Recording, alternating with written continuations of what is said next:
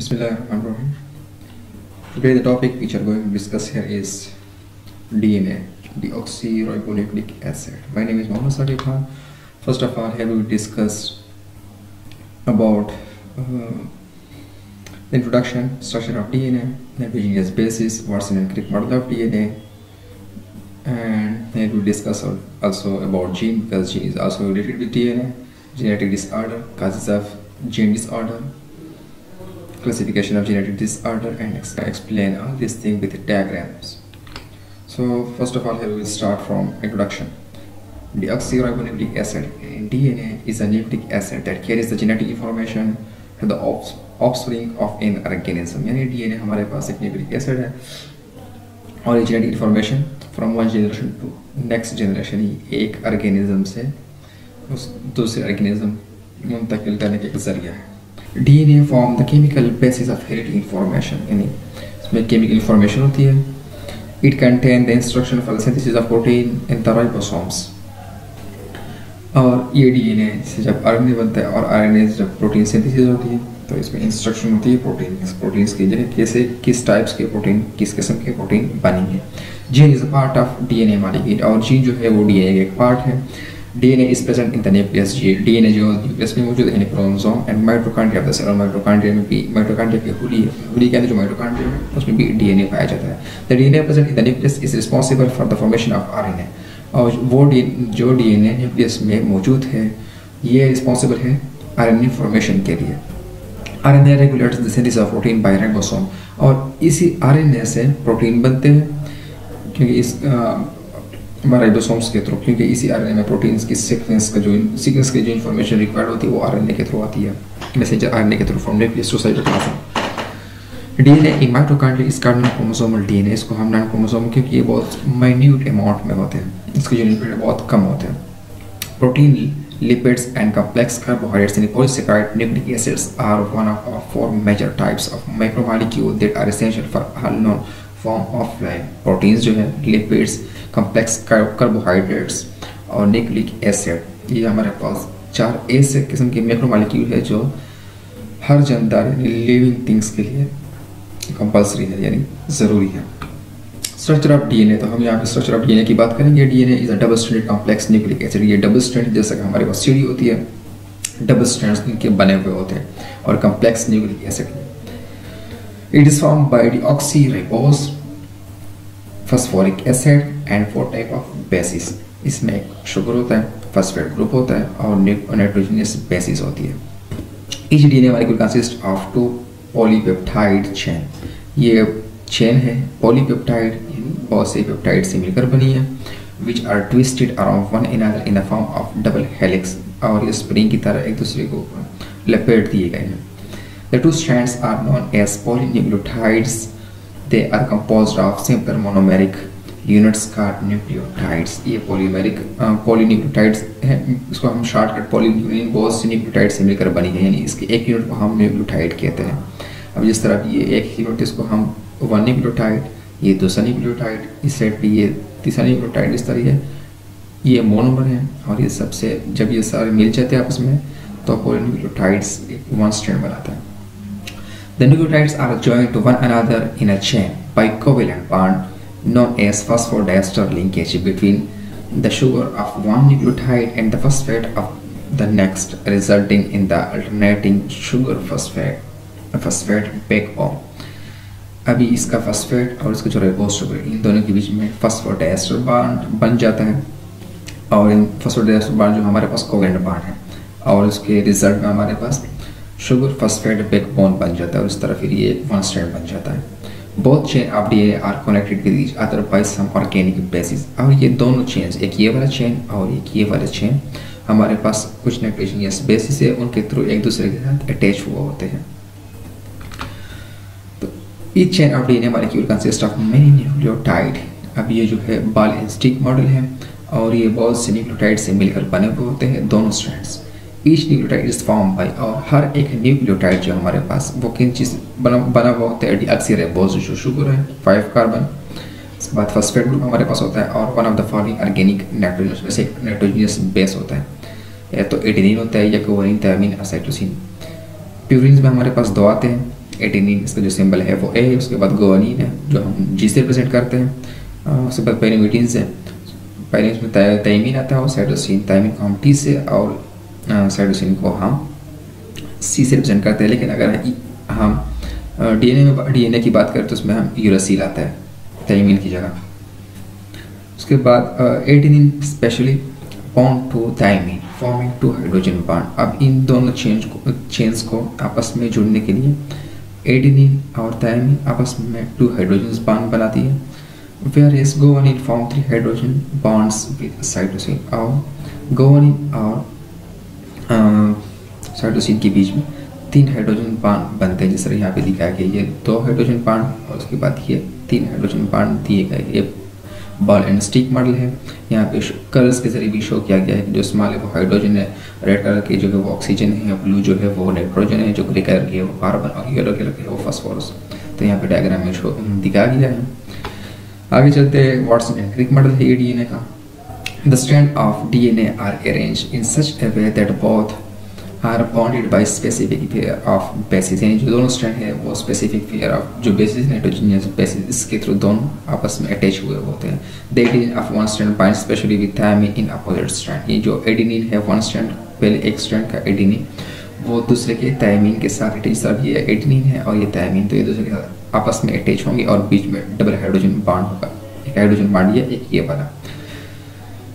Similarly, the cytosine of one strand bind with the guanine of the other strand, और इसी तरह जो cytosine है एक स्ट्रैंड का दूसरे के गुआनिन के साथ अटैच होगा थ्रू हाइड्रोजन बॉन्ड, और इसमें कितने हाइड्रोजन बॉन्ड बनेंगे? 3 हाइड्रोजन बॉन्ड बनेंगे। DNA form the component of the chromosome. जो डीएनए है ये क्रोमोसोम का बेसिक स्ट्रक्चर बनाता है, विच कैरीज हेरिड इन्फॉर्मेशन। इसके अंदर पूरी जो हेरिड इन्फॉर्मेशन है मौरूसी मालूमात होती है, यानी जो अपने वालिदैन से जो बच्चों में जो कैरेक्टरिस्टिक जो खसूसियात ट्रांसफर होती है वो इसी डीएनए के थ्रू होती है। This information is replicated when the 2 strands separate, और ये रेप्लिकेट मतलब किसी चीज़ की कॉपी बन जाना। यह इंफॉर्मेशन जो है अपने माँ बाप से बच्चों के अंदर जो कॉपी बनती है, जब ये दोनों स्ट्रैंड सेपरेट होते हैं तो इससे ये रेप्लिकेट यानी एक कॉपी बन जाती है और जो दूसरे जो नेक्स्ट जनरेशन उसमें ट्रांसफर होती है। A large part of DNA more than 98% of for human, यानी ह्यूमन के लिए इज ए नॉन कोडिंग, यानी जो अगर हम ह्यूमन की डीएनए की बात करें तो इसमें 98% जो डीएनए है वो क्या होती है? नॉन कोडिंग, यानी इसके ऊपर कोई जीन नहीं होता। Means that this section do not serve as a pattern for protein synthesis. इसके ऊपर कोई जीन यानी कोई पैटर्न नहीं होता कि सीक्वेंस जिसके लिए प्रोटीन कोई पैटर्न नहीं होता, कोई इन्फॉर्मेशन नहीं होती प्रोटीन सीक्वेंसेस के लिए जिससे प्रोटीन बन जाए। The 2 strand of DNA run in opposite direction to each other is and are thus anti parallel. ये दोनों जो है ये अपोजिट डायरेक्शन में रन करते हैं। अगर ये 3 है तो ये वाला 5 होगा, यहाँ पे ये 3 है तो वो 5 प्राइम, यानी 3 to 5 और 5 to 3 ये अपोजिट डायरेक्शन में रन करते हैं। RNA strand are created using DNA strand as a template. जब आरएनए बनना होता है तो आरएनए के बनने के लिए जो डीएनए का जो 1 स्ट्रैंड होता है उसको एज ए टेम्पलेट यूज़ कर रहा होता है, यानी डीएनए रीड हो रही होती है, नीचे आरएनए बन रहा होता है, तो जो जिसको रीड किया जा रहा होता है उसको टेम्पलेट स्ट्रैंड कहते हैं, जिससे आरएनए बनता है। जिस तरह भी ये अब आरएनए बन और डीएनए स्ट्रैंड का, तो इसको रीड किया जाता है और उससे आगे आरएनए बनती है। Where DNA bases are exchange for their corresponding bases except in the case of thymine। लेकिन दौरान रीडिंग इसमें क्या होती है, जब आरएनए बनना होता है तो थायमीन की जगह क्या होता है? यूरासिल जो है वो एक्सचेंज हो जाता है। Under the genetic code this RNA strand specify the sequence of amino acid in the protein in the process of translation. जब ट्रांसलेशन होती है तो ये आरएनए में इंफॉर्मेशन होती है अमीनो एसिड के लिए, तो उसी के मुताबिक प्रोटीन ने बनना होता है। The head information that is encoded in DNA is called genome, यानी वो मौरूसी मालूमात जो डीएनए के अंदर होती है उसको क्या कहते हैं? जीनोम कहते हैं। Each DNA molecule is divided into discrete unit called jeans, और डीएनए का जो मॉलिक्यूल होता है, हर एक डीएनए का मॉलिक्यूल वो मुख्तलिफ यूनिट्स में डिवाइड हुआ होता है, जिसको हम कहते हैं जीन। तो अभी जीन की हम बात करेंगे।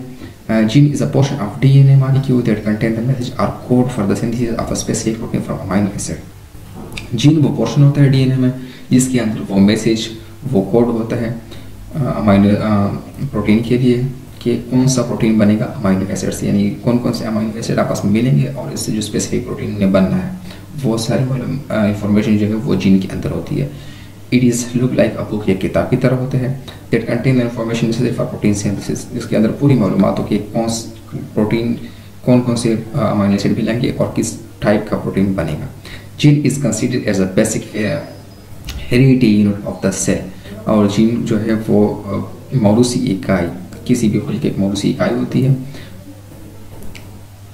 In the nucleotide of DNA, यानी डीएनए के न्यूक्लियोटाइड में 3 of the successive base pair are together called a triplet or codon, यानी 3 जो है वो अमीनो एसिड मिल जाते हैं और इससे एक कोडान बन जाता है।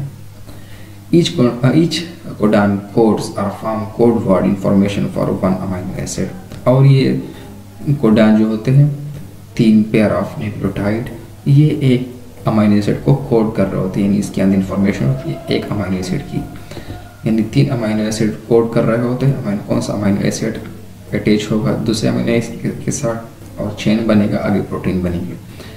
There are 20 amino acids and there are separate code for each amino acid.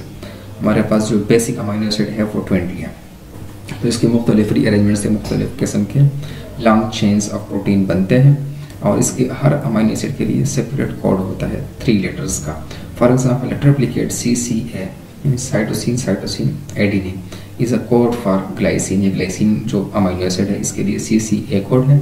And GGC is a code for proline, और प्रोलीन हमारे पास एक अमीनो एसिड इसका जो है GGC कोड है। Thus each gene form the code word for particular protein, हर gene में एक पर्टिकुलर कोड वर्ड, एक पर्टिकुलर प्रोटीन के लिए कोड वर्ड होता है, उसे to be synthesized in ribosome, और वही कोड वर्ड आता है राइबोसोम में ताकि वो स्पेसिफिक अमीनो एसिड उठा के आगे प्रोटीन चेन बना दे।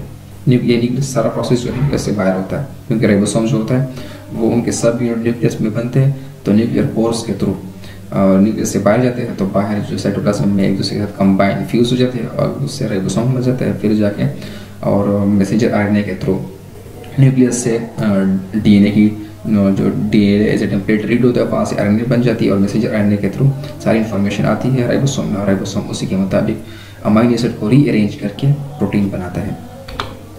आगे जाती है genetic disorder. Genetic disorder is a disorder that occur because of the abnormalities in individual genetic material, यानी जीनोम जो है उसमें जेनेटिक डिजीजेस जो उसको अंदर क्रोमोसोम वगैरह उसमें एबनॉर्मेलिटीज आ जाती है, जिसकी वजह से वो जेनेटिक डिसऑर्डर यानी मौरूसी बीमारियां पैदा हो जाती है। जो फॉर एग्जांपल एक बीमारी अम्मी अब्बू में है तो वो बच्चों में भी ट्रांसफर हो जाती है, तो ये बीमारियां जो जेनेटिक इंफॉर्मेशन है इसमें एबनॉर्मेलिटी आ जाती है, उनके नंबर्स में क्वालिटी क्वान्टिटी उसमें चेंज आ जाता है।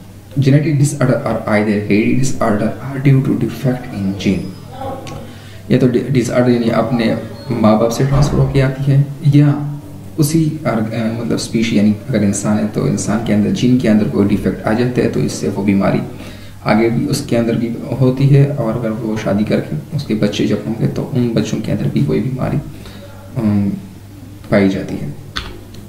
काजेस ऑफ जेनेटिक डिसऑर्डर, उनके काजेस क्या है? जेनेटिक डिसऑर्डर आकर ड्यू टू 2 काज, इन उसके 2 काजेस हैं main, genetic variation and genetic mutation. Genetic variation में presence of a different form of gene, यानी जिन की मुख्तलिफ किस्में पाई जाती है, वेरिएशन आ जाती है, यानी जो नॉर्मल होता है उसमें तो सेम होती है मतलब, और एक नॉर्मल में उसकी जगह कोई दूसरा जीन आ जाता है तो उससे जो वेरिएशन आती है।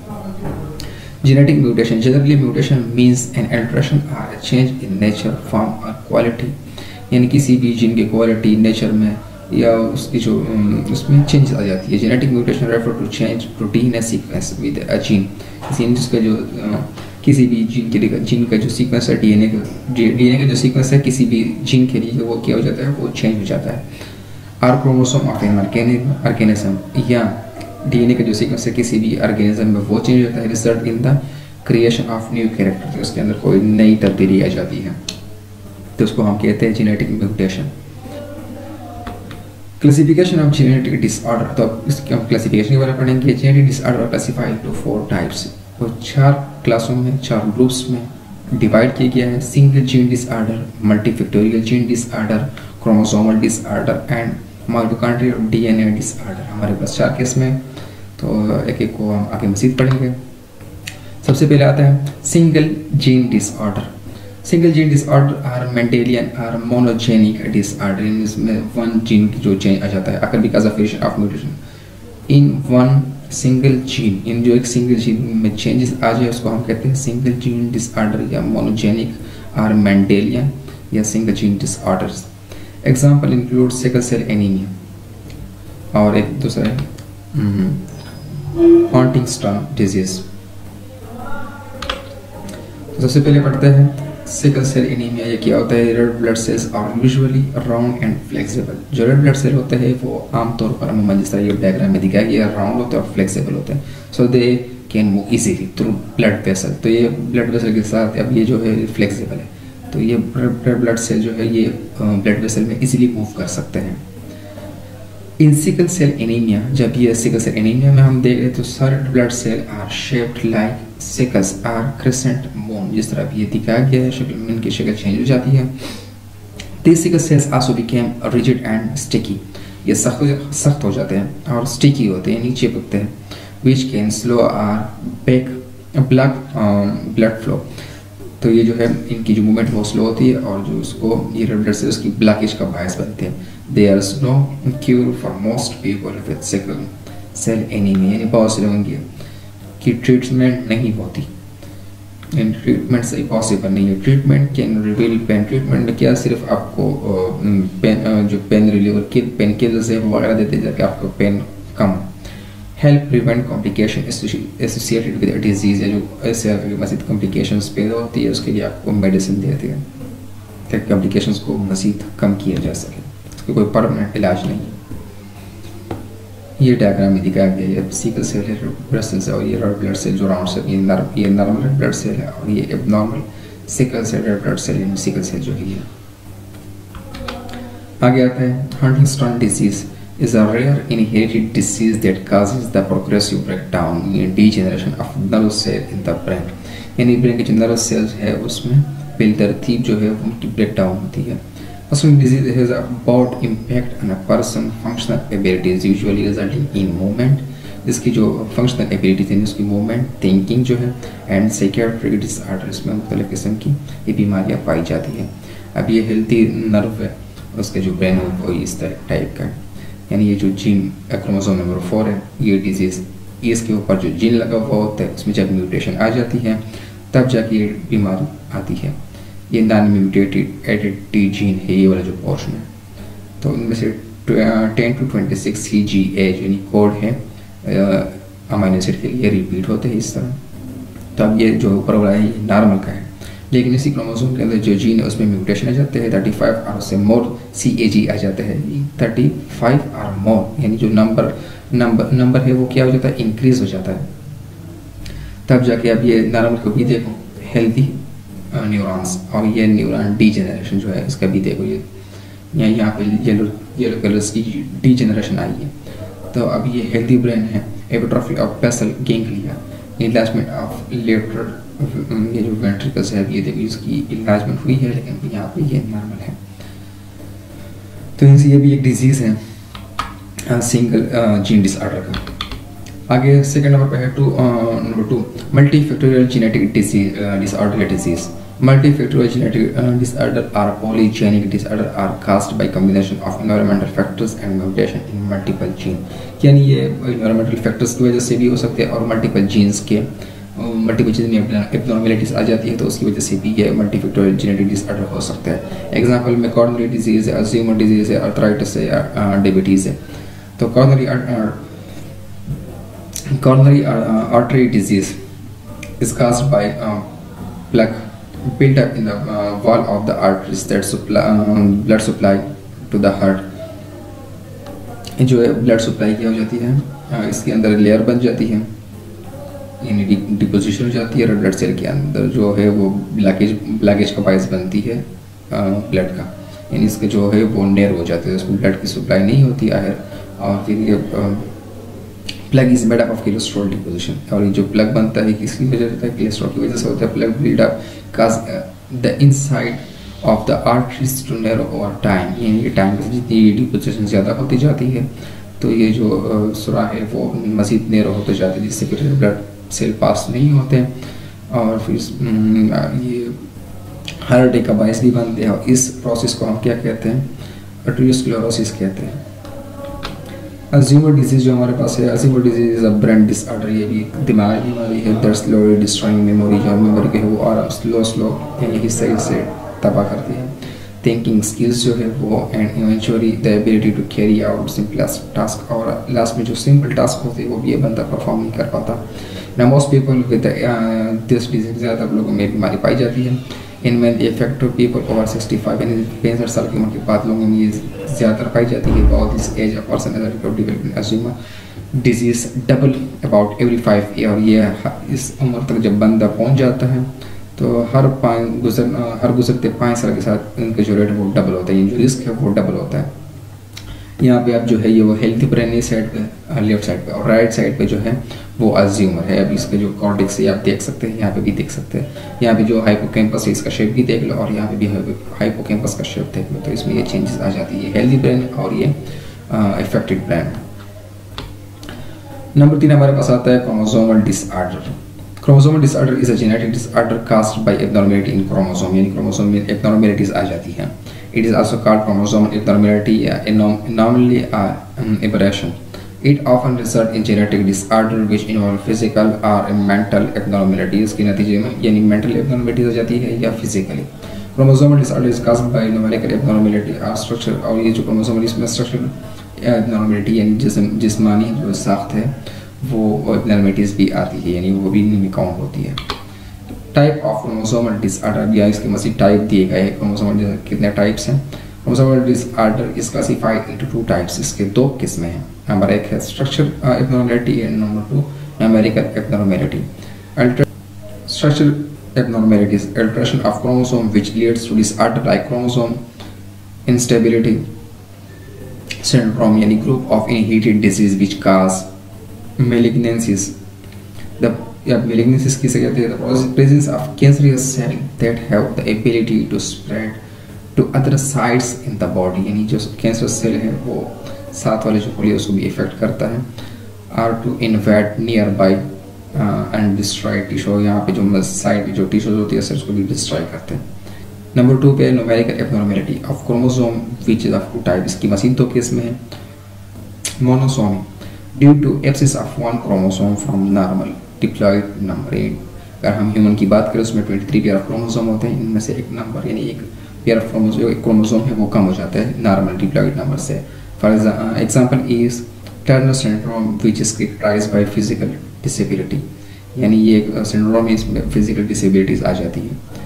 Trisomy due to the presence of 1 extra chromosome, इसमें क्रोमोसोम नॉर्मल से एक्स्ट्रा हो जाता है along with normal pair of chromosome, यानी अगर हम ह्यूमन की बात करें 23 पेयर ऑफ क्रोमोसोम्स है, इसमें एक क्रोमोसोम एक्स्ट्रा आ जाता है। एग्जांपल ऑफ डाउन सिंड्रोम, इसका जो एग्जांपल है वो डाउन सिंड्रोम है which is characterised by physical disability and mental, ये भी फिजिकल डिसेबिलिटी और मेंटल रिटार्डेशन, ये दोनों जो है बीमारी इसकी वजह से खास होती है, जो एब्नॉर्मैलिटीज वगैरह आती है, चाहे फिजिकली हो या मेंटली हो, तो ये ट्राइसोमी में आती है।